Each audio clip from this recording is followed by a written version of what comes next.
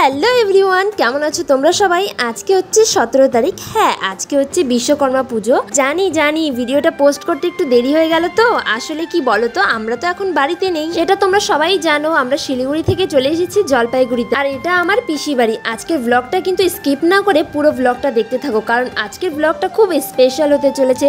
আর সেটার কারণ হলো, আমাদের পিসি বাড়িতে বিশ্বকর্মা ঠাকুরের বড় একটা মন্দির আছে। তো সেখানে প্রতি বছর এভাবে পুজো করা হয়। তো সেই জন্যই আমরা এসেছিলাম পুজোটা দেখতে, কারণ আমরা ছোটবেলা থেকে সেরকম করে এই পুজোতে আমরা আসতে পারিনি।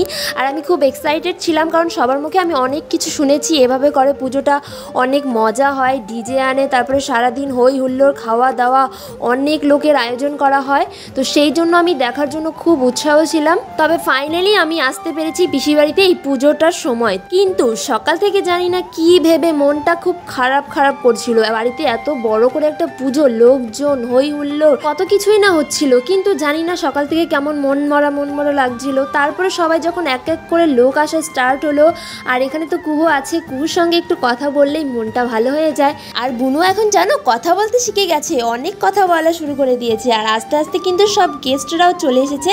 এখানে চলে এসেছিল দিদিও পুজো করবে, তাই সকাল সকালেই চলে এসেছিল। আমার না মনের মধ্যে একটু বলছিল যে বাড়িতে আমার মেশিনটা রয়েছে, বাড়িতে একটু বিশ্বকর্মা পুজো করার দরকার। মানে প্রতি বছরই আমরা ছোটোখাটো করে করি, তবে এবছরটাতে মাও বাড়ি নেই আর আমরাও বাড়ি নেই, তাহলে বাড়িতে তো আর পুজো করা হলো না। আমার মনে হয় সেজন্যই নাকি মনটা খারাপ লাগছিল, না কিসের জন্য আমি নিজেও বুঝতে পারছিলাম না। আমরা যেদিন গেছিলাম, মানে পুজোর আগের দিন, সেই দিনই পুরো প্যান্ডেল করা হয়ে গেছিলো।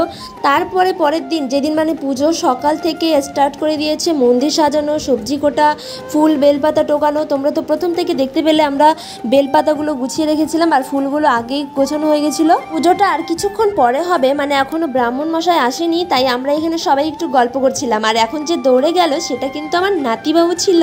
আর এখানে কিন্তু ঠাকুরের জন্য ভোগ রান্না করা হচ্ছে অল্প করে, আর আমরাও কিন্তু পুজোটা করছি। ভোগটা বসিয়েছিল পুচকি, কিন্তু হঠাৎ করে ব্রাহ্মণ আসায় সবাই পুজোতে বসে পড়েছিল, আর তখন তাড়াহুড়ো করে আমরা সবাই চলে গেলাম পুজোতে বসতে। আর এদিকে পুচকি রেডি হচ্ছে, মানে শাড়ি পরছে তো, আর অঞ্জলি দিতে এখনো অনেক দেরি আছে। তো সবাই মিলে বসেছি, এইমাত্র পুজোতে বসলাম। আর আমি আর অন্য কোনো ড্রেস পরিনি, কারণ এটাও ধোয়া ছিল। ভেবেছিলাম অন্য একটা ড্রেস পরবো, মানে চুড়িদার, কিন্তু সেরকম তাড়াহুড়োর মধ্যে আর করা হয়নি।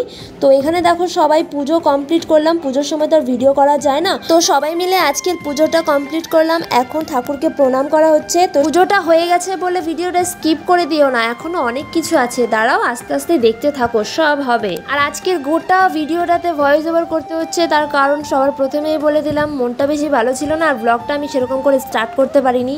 তো ফাইনালি এখানে আমাদের পুজো তো দেওয়া হয়ে গেছে, কিন্তু আরও অনেক কিছু কিন্তু করা বাকি আছে। কি চলো তোমাদেরকে এখন দেখাবো। তার মধ্যে এখানে বৌদি একটু তোমাদেরকে হাই বলে দিল। এখনো কিন্তু অনেক জায়গাতে পুজো দেওয়া বাকি আছে, যেমন বাইক, বুলেট, স্কুটি, তারপরে মারুতি, তারপর ট্রাক্টর। তো সেগুলোতে পুজো দেওয়ার আগে এখানে যে যজ্ঞ করা হয়েছিল, যজ্ঞের ছাই আমরা কপালে লাগিয়ে দক্ষিণা দিয়ে প্রণাম করছিলাম। ওদের বাড়িতে কি কি গাড়ি আছে চলো এবার সবাই একে একে করে দেখাবো। আর মানে পুজো করা হবে তো সেই উপলক্ষেই তোমরা দেখতে পারবে সবাই।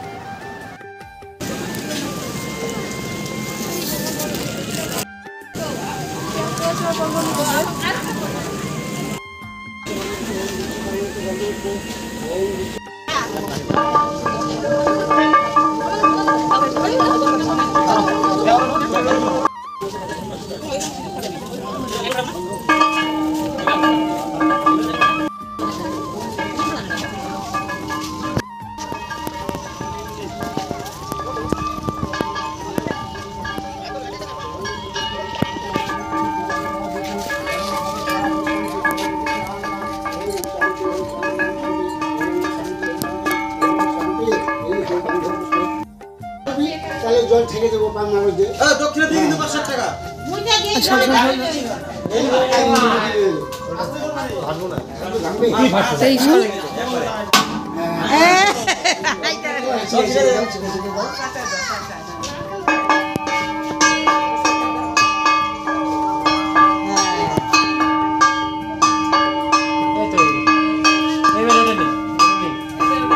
এভাবেই আজকের পুজোটা সম্পূর্ণ করা হলো। আর আজকে কি আইটেম করা হয়েছিল, দুপুর থেকে শুরু করা হবে রান্না খাওয়া দাওয়া।